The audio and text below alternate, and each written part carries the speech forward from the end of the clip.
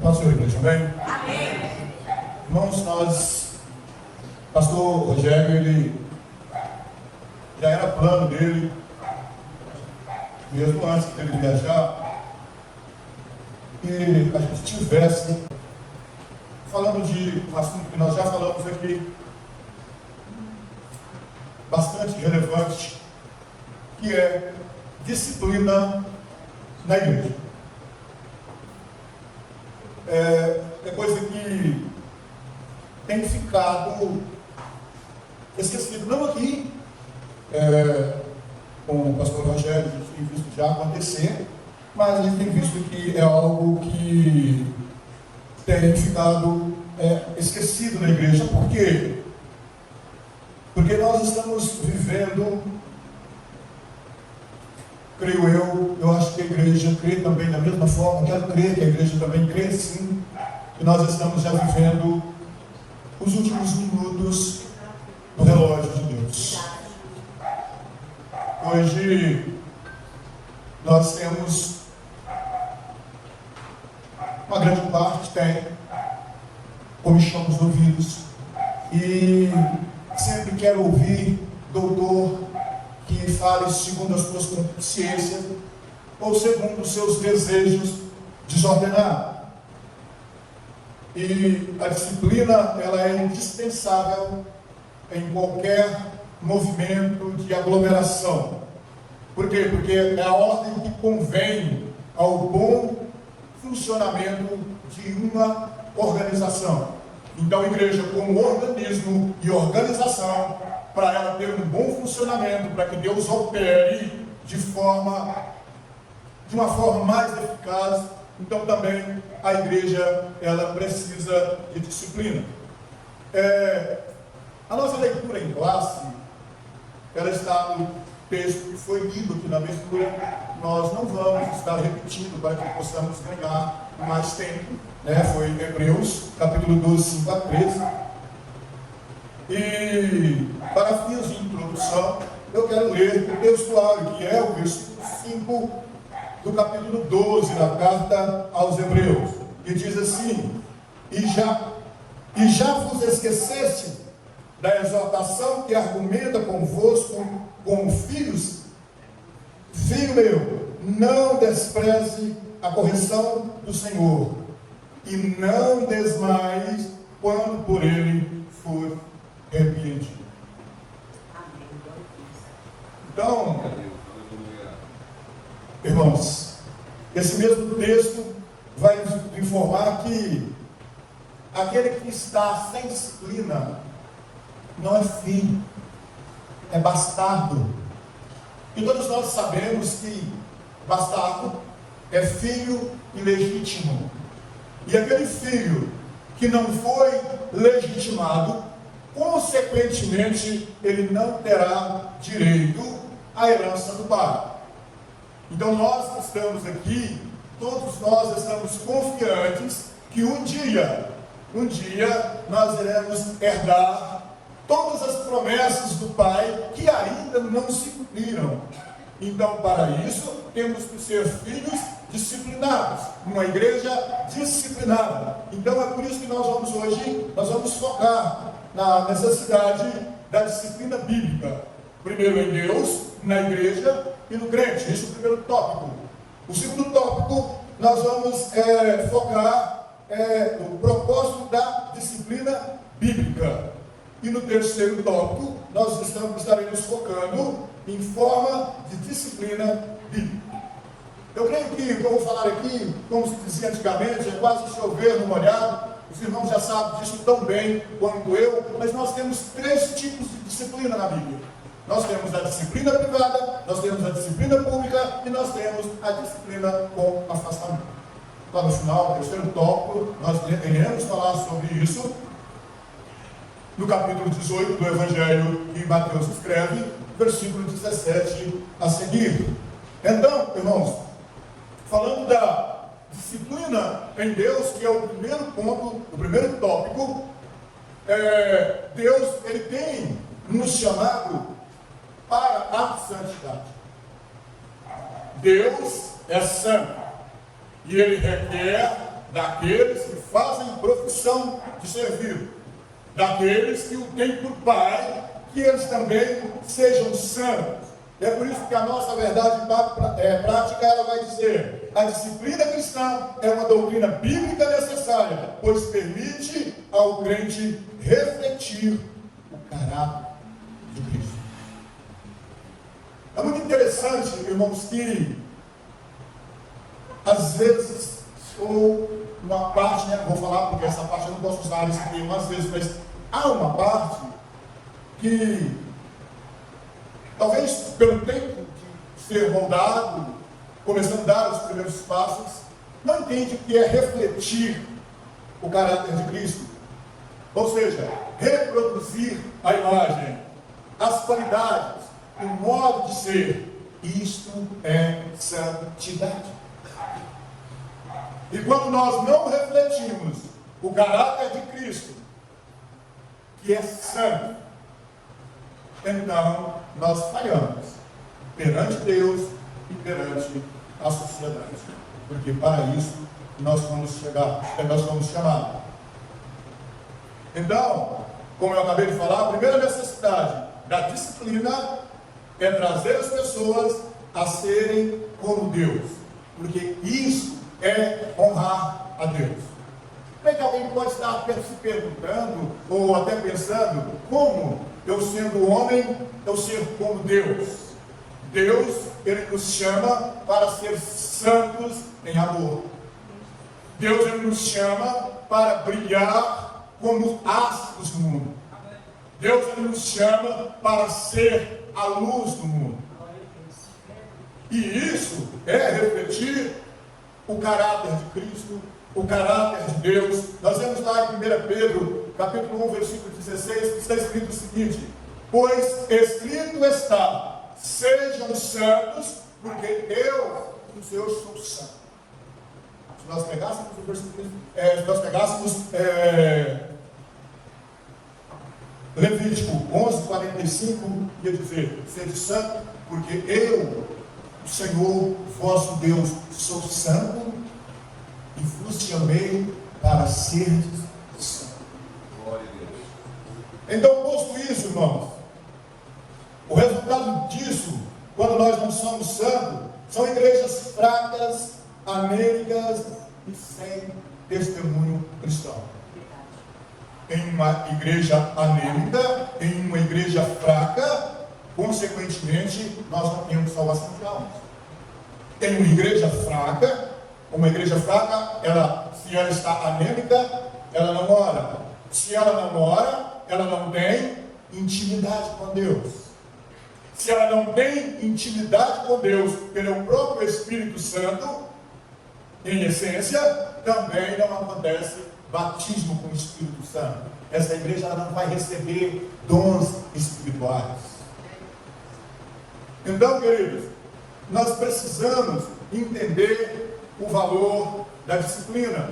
Por que estamos falando isso, João? Porque hoje se trata de um culto de ensinamento. Por isso, o nosso assunto da disciplina cristã, como um processo formativo do caráter cristão nas modalidades corretiva e formativa. Muito interessante que Paulo, ele prega a igreja que estava em Gálatas, e depois que Paulo ele segue o seu caminho na obra missionária, alguns judaizantes, alguns judeus, eles passam ali pela igreja em Gálatas, e eles começam a trazer de novo a lei de Moisés. Ele começa a ensinar aquela igreja que Paulo havia ensinado, que a salvação era pela fé, pela graça no Senhor Jesus Cristo. Uma igreja que Paulo havia falado: olha, irmãos, a gente tem que, na igreja, é bom que esteja repetindo as coisas todos os dias. Paulo ele vai censurar a igreja lá em Gálatas, no capítulo 1, e ele, por quê? Porque ele já havia falado que mesmo que um anjo viesse pregar outro evangelho, que ele não houvesse pregado, esse evangelho seria para anátema, esse evangelho seria para a destruição. E os irmãos da igreja de Gálatas, eles não perceberam, quando entraram ali alguns hereges, trazendo de novo a lei, e eles abraçaram. Eles abraçaram outra pregação, eles abraçaram outro ensinamento, e é por isso que Paulo fala: puxa vida, eu estou perplexo ao vosso respeito. Que tão depressa vocês deixaram aquele que vos salvaram para seguir a outro. Tão depressa vocês deixaram a graça de Cristo para viver a lei, ou debaixo da lei. E nas minhas andanças, nesse período, nesse tempo de igreja, conversa com um aqui, conversa com o outro lá, acolá, eu tenho visto crentes que crentes que já deveriam ser maduros, alimentar de plano, né? Aí já deixando o Evangelho da Graça e abraçando uma outra fé, que às vezes hereges vêm apresentando com sofismas, com argumentos de 50% de verdade e 50% de mentira.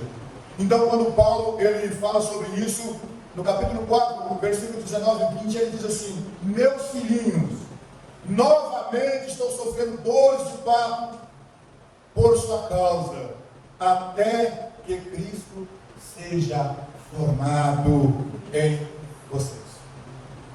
O versículo 20 ele diz: eu gostaria de estar com vocês agora e mudar o meu tom de voz, pois eu estou perplexo quanto a vocês. Ou seja, ele estava atônito, espantado. Então, irmãos, a gente tem dificuldade até para orar, porque hoje nós temos mudado o conteúdo, o tom das nossas orações. Quem tem revista, se você ver aí o primeiro tópico, a gente tem uma referência da oração do Pai Nosso, Mateus 6, versículo 11 a seguir. Ali, os discípulos, eles não sabiam orar, e eles pedem para Jesus: Senhor, nos ensina a orar, assim como também João Batista, o batizador, né, ensinou os seus discípulos. E Jesus ele diz: olha, vocês orem assim: Pai nosso que estais nos céus, santificado seja o teu nome. Irmãos, eu não sei se você já parou para prestar atenção, se você já fez essas divisões, mas a oração do Pai Nosso como modelo, ela dava por sua brevidade, porque é uma oração pequena, é simplicidade e abrangência, ela tem 6 versões. 3 em relação ao homem, e as outras 3, ou seja, 3 são direcionadas a Deus, e as outras 3 a necessidade humana. Veja bem, ele diz: olha, santificado seja o teu nome, venha a nós o teu reino, e seja feita a sua vontade. Depois que aí então é que ele ensina a pedir o pão nosso de cada dia, né? Perdoa as nossas transgressões e não nos deixe cair em tentação. Se nós pegarmos Mateus 26, 39, Jesus orando no Getsemane, a oração, primeiro, ela tem que ter um caráter de submeter-se à vontade de Deus, estar debaixo da vontade de Deus. Jesus ele via o cálice que ele ia beber, Jesus ele via as chibatadas que ele ia receber, e ele ora ao Pai: Pai, se possível, passa de mim esse cálice, mas contudo, não seja como eu quero, e sim como tu queres. Hoje, nós temos uma oração de colocar Deus contra a parede. É promessa tua, eu quero, tu me deves, me dê.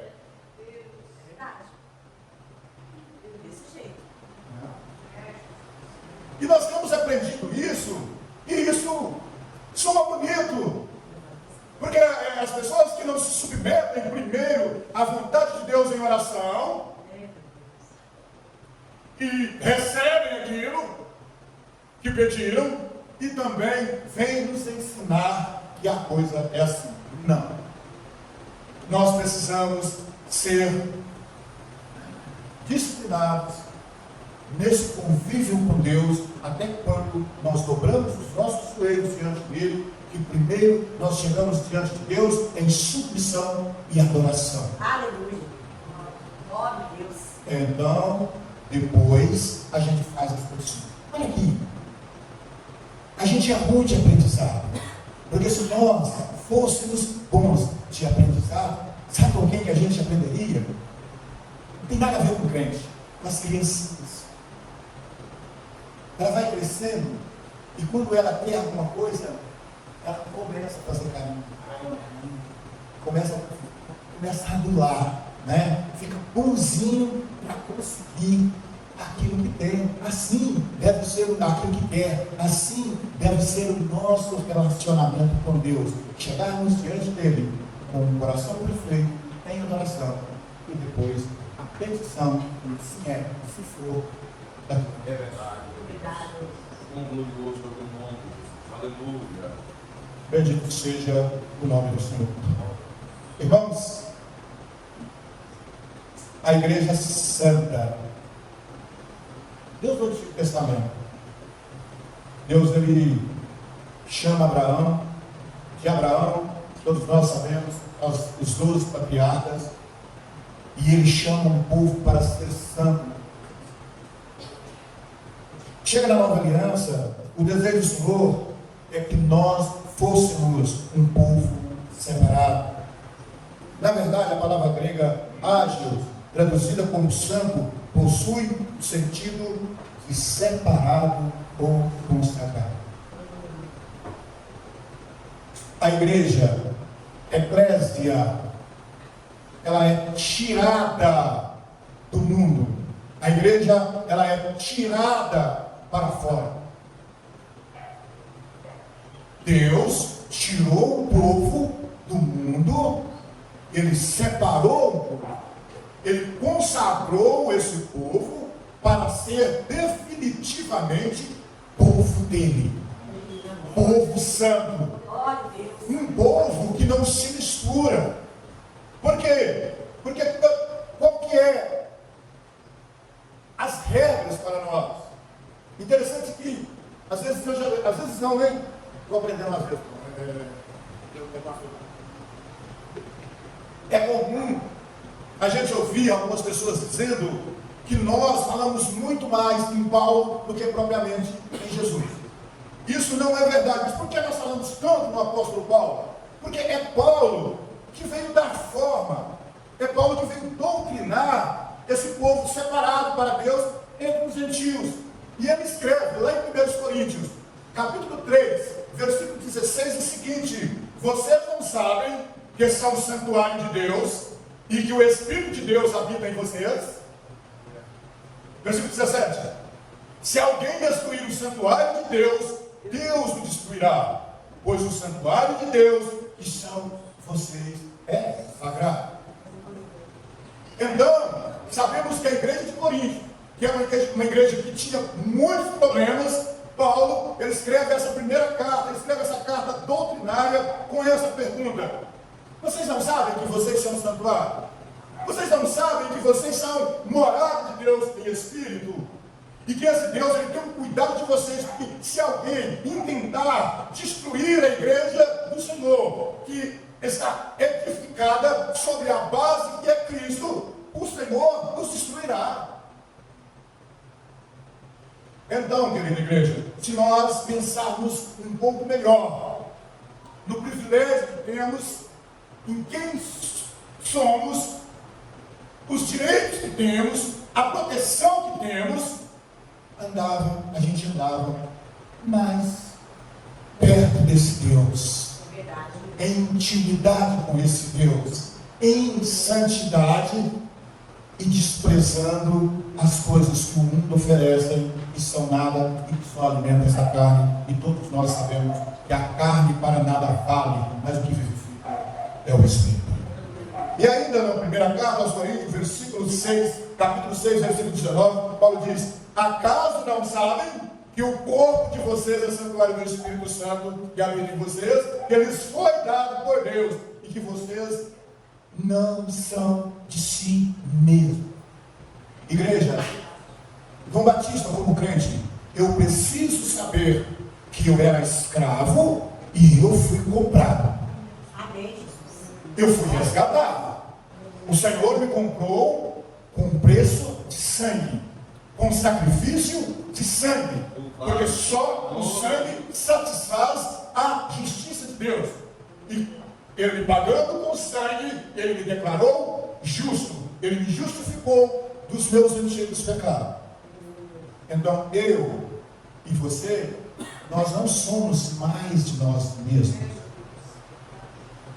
A gente pode traduzir para o escravo. Um escravo não tem direito.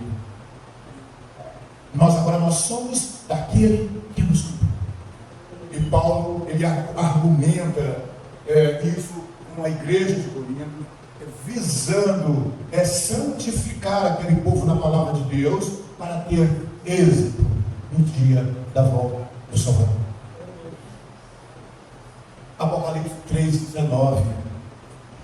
João escreve aquilo que o anjo disse, que era o próprio Cristo, né? Repreendo e disciplino aqueles que amam. Por isso, seja diligente, ou seja, seja aplicado, seja rápido, ligeiro, arrependa-se. Deus, ele nos ama, irmãos, de tal forma, e Ele nos chama ao arrependimento.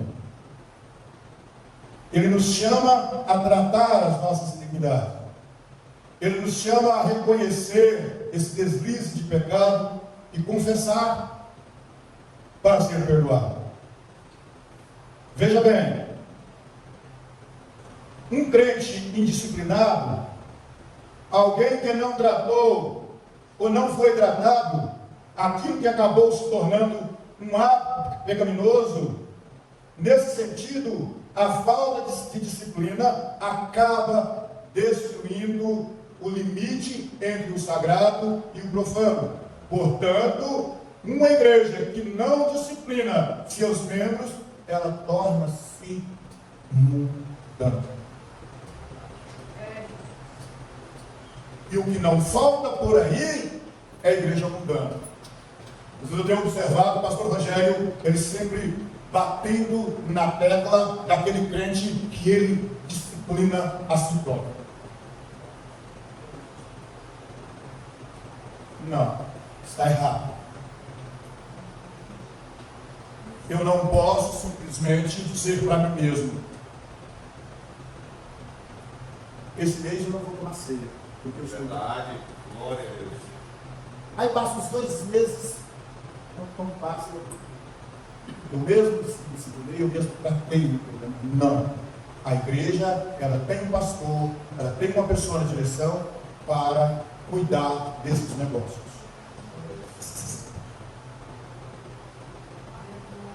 Sabe por quê? O pastor José Gonçalves chamou isso aqui de igreja mundana. Eu vou mais além, eu vou chamar de bagunça. Vira bagunça.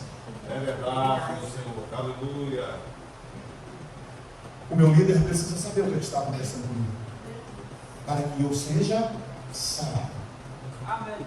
Por que não? Porque do contrário, essa prática do pecado, ela vai se tornar um comportamento pecaminoso e de repente a gente já não se importa mais. Está tudo certo. Então, igreja, para fechar aqui o primeiro tópico, 1 Tessalonicenses, capítulo 3, versículo 3. Vamos ler? Agora, o tempo é muito pequeno, mas normalmente funciona assim. Né? Pode. 1 Tessalonicenses 3, 13. 3, 13.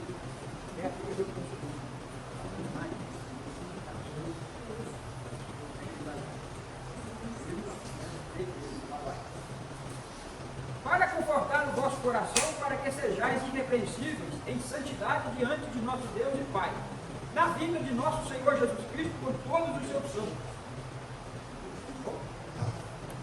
Veja bem, irmãos. Paulo ele orando e trazendo uma palavra pastoral à igreja que estava na Tessalônica.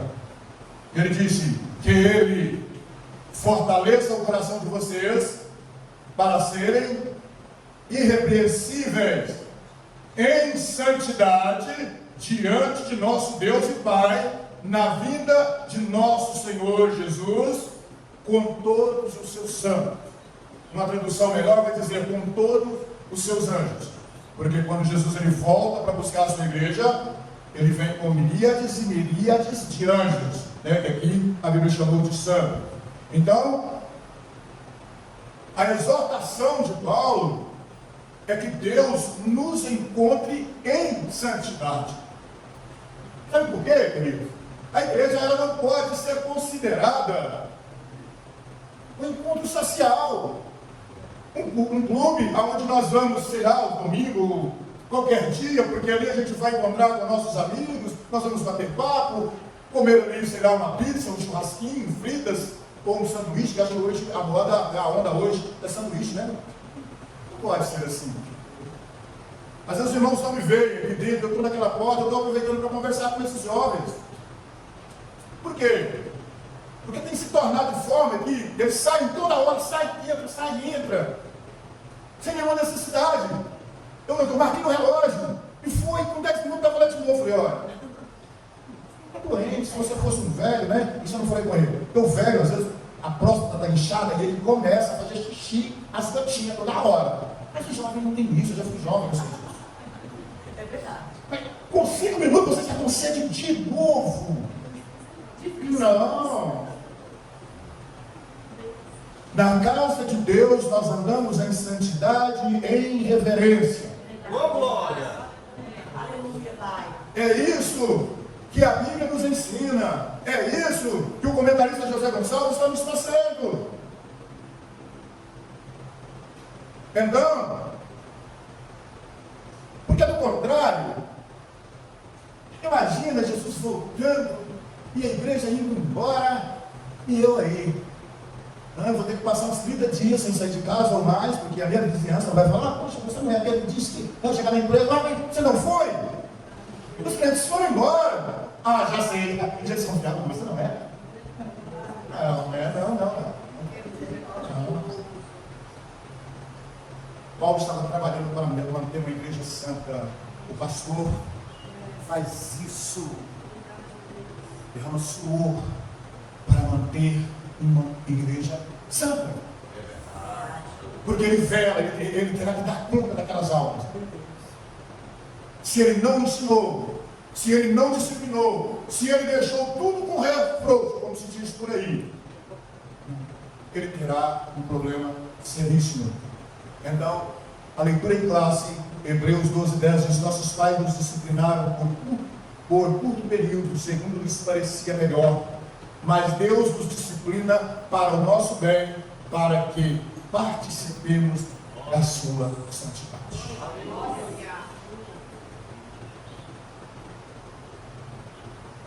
Eu creio que os irmãos que estão aqui já passaram por diversas experiências. O que é um crente santo? Um crente santo, ele muda as coisas. Ele muda situações que é para uma catástrofe. Ele muda situações em vidas de pessoas que estão sendo acorrentadas por Satanás. E ele chega com uma palavra que sai da boca dele, que, como diz a Sunamita falou de Eliseu, eu vejo que esse homem que sempre passa por nós, a palavra da boca dele, não sei se foi com Elias, né? Ela falou que a Sunamita diz que esse homem que sempre passa por nós é um santo homem de Deus. A viúva de Sarapta falou de Elias, né? Agora vejo que a palavra de Deus na sua boca é verdade. Graças. O segundo tópico, nós estamos trabalhando no segundo tópico, manter a honra de Cristo. Eu quero que todos vocês abram suas Bíblias, Romanos, capítulo 2, versículos 17 a seguir. Tá? Eu quero que todos abram para que nós possamos estar fazendo essa leitura juntos. Glória a Deus. Romanos 2, do 17 ao 24. Mas se você diz que é judeu, confia na lei e se gloria em Deus. Se você conhece a vontade de Deus e aprova as coisas excelentes, sendo instruído na lei. Se você está convencido de que é guia dos cegos, luz dos que se encontram em trevas, instrutor de insensatos, mestre de crianças, tendo na lei a forma da sabedoria e da verdade. Você, pois, que ensina os outros e não ensina a si mesmo? Você que prega que não deve roubar, mas rouba? Você que diz que não deve cometer adultério, adultera? Você que detesta ídolos, rouba os templos? Você que se gloria na lei, desonra a Deus pela transgressão da lei? Pois, como está escrito, o nome de Deus é blasfemado entre os gentios por causa de vós. Então veja, irmãos, é por isso que é legal e urgente a disciplina da igreja. Quando Paulo escreve esse conteúdo, ele está escrevendo aos judeus que estavam em Roma. Só que aqueles judeus, eles se gloriavam na lei, mas eles faziam tudo isso. Eles diziam ser guia de cegos, daqueles que não entendiam a palavra de Deus, e eles pregavam certo que não se deve roubar, porque tem um mandamento que diz não furtarás, mas eles roubavam. Eles diziam que não deveria adulterar, mas eles adulteravam. Então, eles tinham a lei, a expressão do conhecimento da verdade, mas aqui Paulo está falando, vocês ensinam os outros, mas não ensinam a vocês mesmos. E é por vossa causa que o nome de Deus é blasfemado diante dos gentios. Paulo ele diz que ele esmurrava o corpo dele para a servidão, para que não acontecesse dele pregar a outro e ele mesmo não ser salvo. Até porque quem prega sem ter vida com Deus, a pregação dele não tem eficácia. Oh, Deus. Aleluia.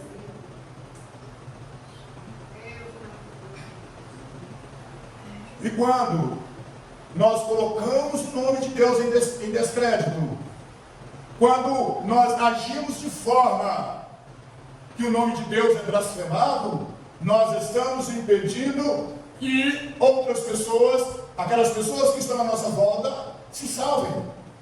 Porque eles dizem, crente igual aquele, só se for crente em diabo. Se for para ser crente desse tipo, quero não quero ser crente como esse crente tem não. E para nossa vergonha, existe um número e não muito pequeno de pessoas que crê na eficácia da graça, prega a graça, mas vive em toda sorte de pecado. Então, leia aí, Anísio. 1 Coríntios 5:2. Isaías 52, 5. Então, porque eu não vi essa referência aqui na revista. Eu já estou com a Bíblia aberta em Isaías. 52, 5. E agora, que tenho eu aqui que fazer, diz o Senhor, pois o meu povo foi tomado sem nenhuma razão. Os que dominam sobre ele dão cuido, diz o Senhor, e o meu nome é blasfemado incessantemente todo dia. Então veja, irmãos, Deus aqui ele falando para Israel da situação de Israel no cativeiro, ele diz, olha agora, o que tem eu aqui? Pergunta o Senhor, pois o meu povo foi levado por nada, o meu povo foi levado por vaidade. Aqueles que dominam, zombam, diz o Senhor, e constantemente, o dia inteiro, o meu nome é blasfemado. Igreja de Jesus Cristo, presta atenção no que eu vou dizer aqui agora. Eu fico entristecido por quando nós somos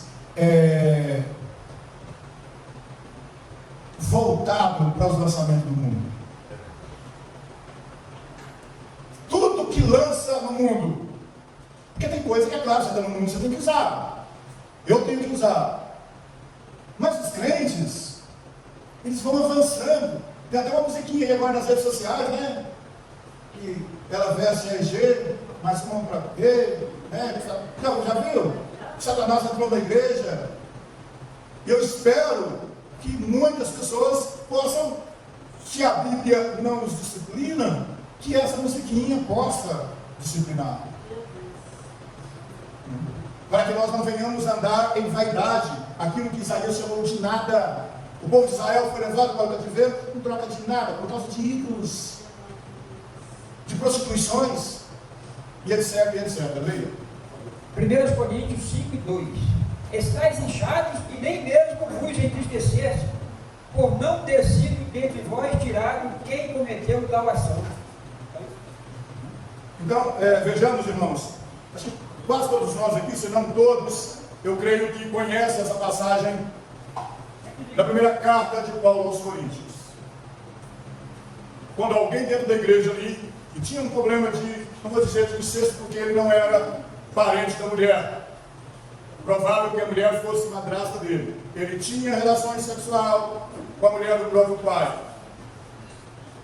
E os crentes, diz o texto da igreja, inchados, satisfeitos. Oh, como nós somos prontos a perdoar.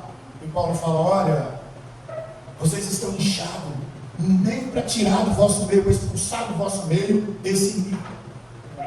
Mas o meu espírito, junto ao vosso espírito, eu entrego ele ao diabo, para que a carne seja destruída, para ver se o espírito venha ser salvo no último dia. Então, quando eu falava com os irmãos, não vai dar tempo para a gente falar tudo, da tríplice disciplina, abre aí, Mateus 18,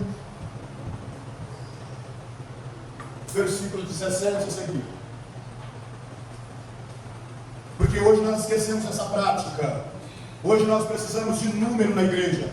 Se disciplinar a pessoa, muitas pessoas podem não vir, mas fomos chamados para ensinar e, consequentemente, preparar um povo especial, zeloso e de boas obras. 18, 17, esse aqui, pode ler.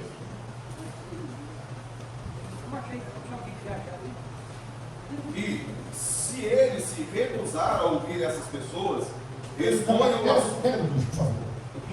Versículo 15.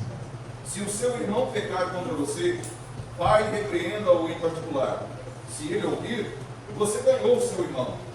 Mas, se não ouvir, leve-o ainda com você, uma ou duas pessoas, para que pelo depoimento de 2 ou 3 testemunhas, toda a questão seja decidida.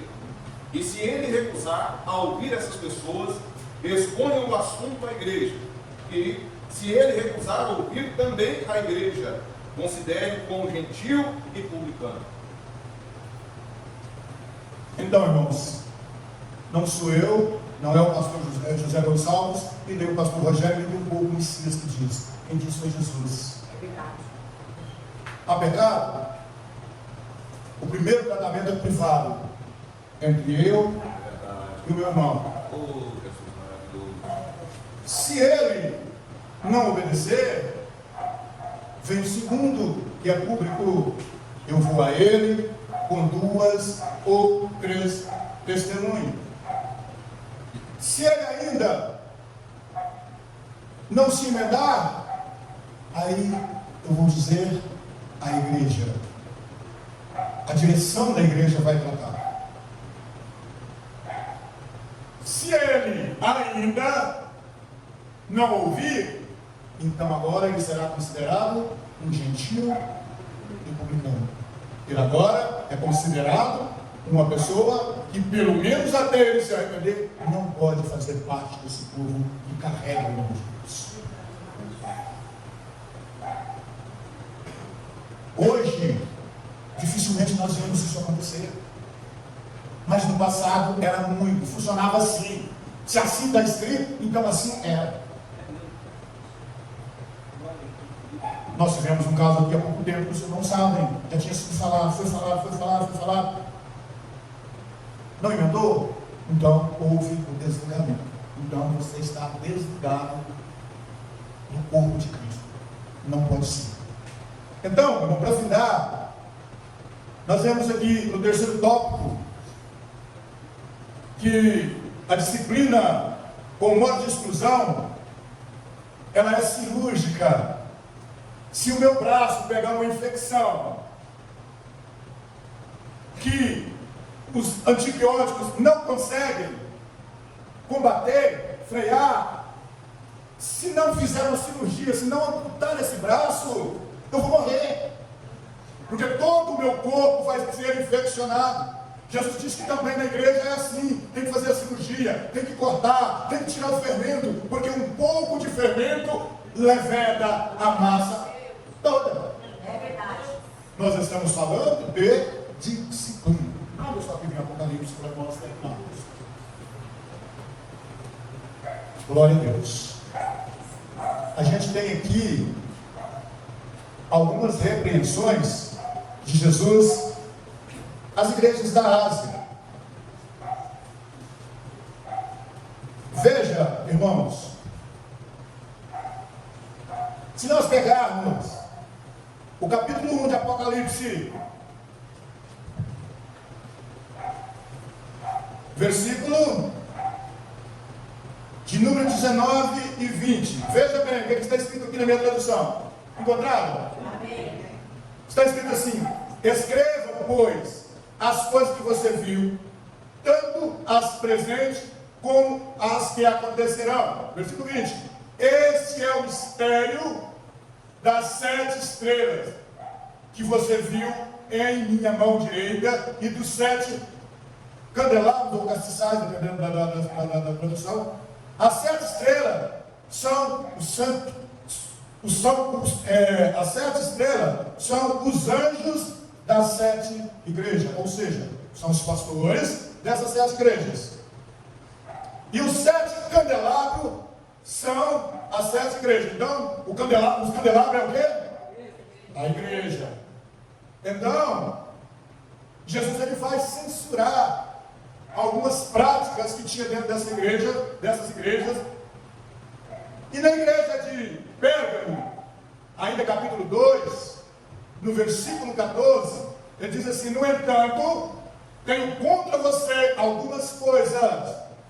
Você tem aí pessoas que se apegam aos ensinos de Balaão, que ensinou Balaque a armar cilada contra os israelitas, induzindo a comer alimentos sacrificados a ídolos e a praticar imoralidade sexual. De igual modo, você tem também os que se apegam aos ensinos dos nicolaítas. Portanto, arrepende-te, senão virei em breve até você, lutarei contra eles com a espada da minha boca. Então, se nós formos para o verso 20, também nós vamos ver a mesma situação. Diz assim: no entanto, contra você, que a igreja tinha tido, tenho contra você isso, você tolera Jezabel, aquela mulher que se diz profetiza. Com os seus ensinos, ela induz os meus servos à imoralidade sexual, comem alimentos sacrificados aos ídolos, dê-lhe tempo para que se arrependesse da sua imoralidade sexual, mas ela não quer se arrepender. Por isso, vou fazer adoecer e trarei grande sofrimento aos que cometem adultério com ela, e a não ser que se arrependam das obras que praticam.